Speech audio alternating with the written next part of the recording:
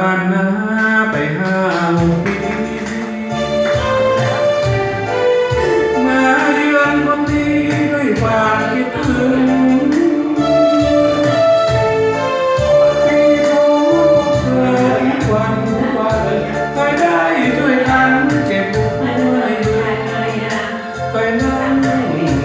รักถึงรำพันรักใต้เราเคยเล่นน้ำในลำประโดพายเรือในโป่งเก็บดอกขนมลุยน้ำในคลองหาปูหาปลาจำได้ติดตาหน้าแต่เด็กจนโตแทบร้องไห้อยู่ใจหายเสียดายกันได้